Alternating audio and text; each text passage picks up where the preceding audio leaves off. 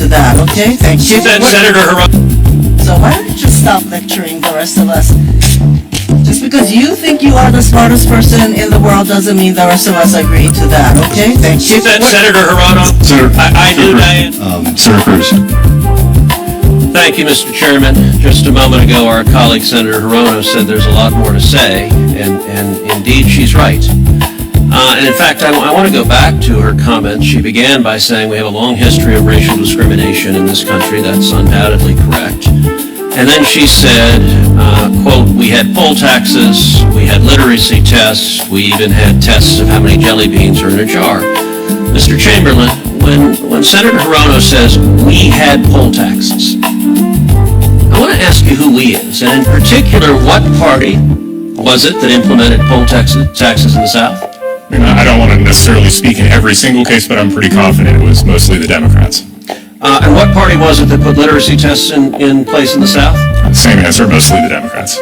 And what party was it that had tests like how many jelly beans are in a bottle? The Democrats. Tell me, what party were the founders of the Ku Klux Klan from?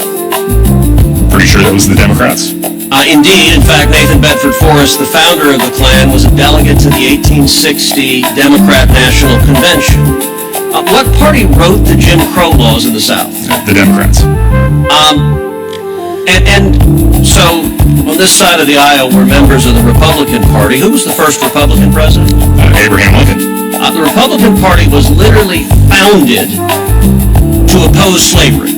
We came into existence because slavery was a grotesque evil, and it was President Lincoln, the first Republican president, who signed the Emancipation Proclamation, who won the Civil War, and that resulted in the freeing of the slaves and the passage of the 13th, 14th, and 15th Amendments. By the way, fast forward to the Civil Rights era. Bull Connor, one of the most noxiously racist politicians. What party was he from? He was a Democrat. The Democrats, for the entire history of their party, have been a party based on racial discrimination. They affirmatively embrace it. They support it. Let me ask you, Mr. Grime, is discriminating based on race consistent with the United States Constitution? Yeah. What does the 14th Amendment say about discrimination based on race? It's prohibited. What does the 15th Amendment say about discriminating based on race, and in particular drawing congressional lines and explicitly discriminating based on race? It's prohibited. Now, the Democrats are fond of telling this story that is, and I wish I could find a kinder way to say it, a flat-out lie. That without discriminating based on race, that no African Americans will be elected, and no Hispanics will be elected. Indeed, there was one fellow online who was a vocal left-wing spokesperson who tweeted out, if I'm advising anybody to run for president, they sure as hell better have a solution to how you make sure that it's not another 100 years before another black person can represent South Carolina. So that's a typical Democrat statement, that we cannot elect a black person in South Carolina without discriminating based on race. I want to ask you, Mr. Chamberlain, who is the junior senator from South Carolina right now? That would be Tim Scott.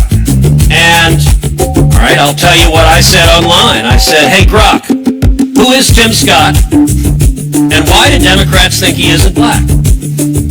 And by the way, was Tim Scott elected because of a gerrymandered district drawn only to elect an African American? No, he won statewide. He won statewide. By the way, the Democrat position is you can only elect African Americans with a gerrymandered district. I will point out Burgess Owens, an African American, is elected in a majority white district in the state of Utah. He's a Republican. Byron Donalds, another African American, is elected in a majority white district in Florida. He is a Republican. John James, another African American, is elected in a majority white district in Michigan. He is a Republican. And my own congressman, Wesley Hunt, who represents me in the House of Representatives, he is elected in a majority white district. He is a Republican. And yet in the Democrats' world, you're not black if you're not a liberal Democrat. arrogance to African American voters.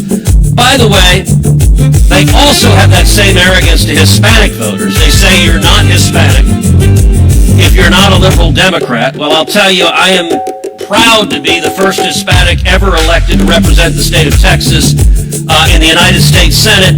And Mr. Chamberlain, in my election in Texas, was I elected the gerrymandered district that could only elect an Hispanic? No, you were elected statewide. Discrimination based on race is wrong. Final question. The Democrats are now clutching their pearls that seats drawn to elect liberal Democrats in the South are going to go away. You may get black Republicans instead. Indeed, in Tennessee, they're freaking out that a liberal white guy who's a Democrat is likely going to lose his seat to an African-American woman who's a Republican, and they say that's horrible racial oppression. My final question is this. If you look nationwide, which party has egregiously abused gerrymandering for decades? Both parties are guilty of it, but who has been the worst offender? And in particular, take New England, take Massachusetts, take Connecticut, take Rhode Island, take Maine, take Vermont, take New Hampshire. How many Republicans are elected from all of New England in the House of Representatives? I think the answer to that is zero. Zero. They've drawn every district in a naked gerrymander, and yet they're very upset that their illegal pursuit of power has now been stopped by the Supreme Court that is enforcing the Constitution and prohibiting the racial gerrymandering discrimination their party has built.